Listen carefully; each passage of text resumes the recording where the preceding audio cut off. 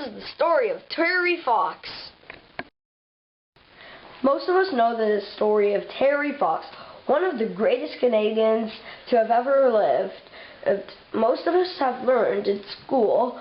He was born on July 28, 1958, and he was 18 when it was discovered he had cancer, and would have to have his right leg amputated. Up until then, he was living a life of a normal, happy teenager in BC with his family.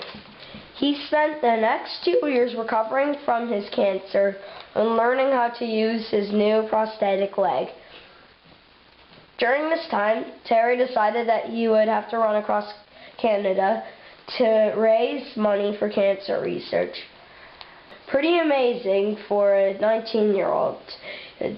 He told his mom he wanted to dip his prosthetic leg in the Atlantic Ocean at the beginning of the race and ending it by dipping it in the Pacific Ocean. He made it 2/3 of the way across Canada. He made it to Thunder Bay, Ontario, before he was forced to stop. This was in September 1980.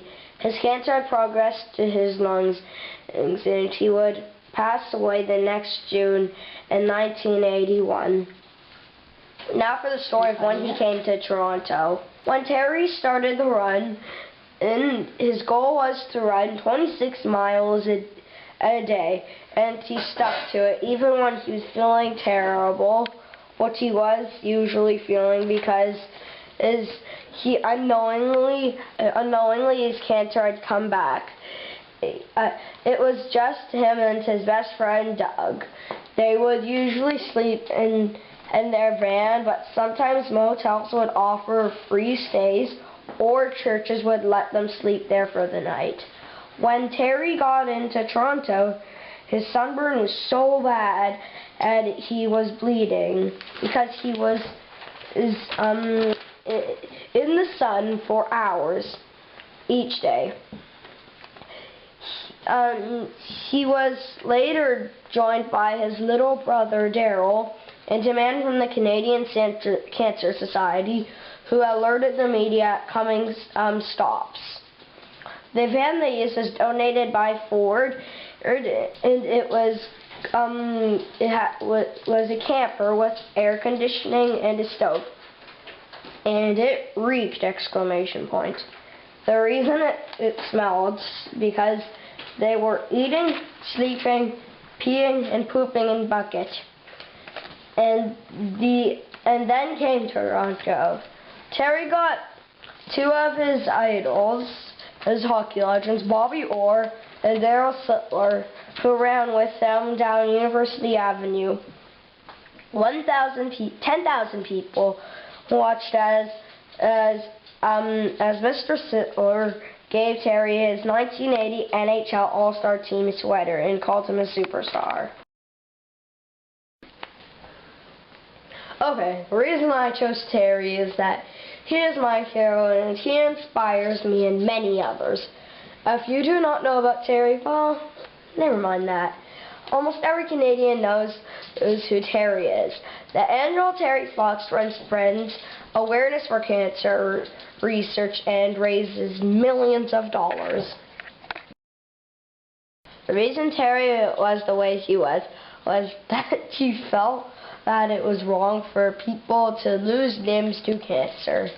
People were naturally attracted to him. He had a good personality and he was a good public speaker. He had lots of determination and he never gave up. He took something terrible and made it amazing. He inspired people from the day he told his mom that he was going to run across Canada. He set records such as being the youngest person to be in the Order of Canada. When Terry came into Toronto, that was when the fundraising began on a large scale. Until then, research for cancer treatment had been minimal, and not on the large worldwide scale that it is today. At the beginning of the run, people gave Terry their loose change. When Terry came, he made it When Terry made it to Toronto, he had made $100,000. When Terry got too sick to continue his run at the beginning of September, CTV organized a 2-day telethon. At the end of the 2 days, they raised $10.5 million as Terry watched from his hospital bed. This number only continues to grow, thanks to Terry. I'm sure if he was alive, he would be very proud. We should learn that you can do anything if you try your hardest. You can accomplish anything, no matter who you are. He also inspires people to do good things, such as raising money for cancer. The irony is that if we had the technology that we have today, when Terry was in the hospital, we could have probably saved them because of all the money he raised. Thank you very much, Terry. By Finn Joyce, Miss Wu's Grade 5 Classroom 403, Queen Victoria Public School, Toronto.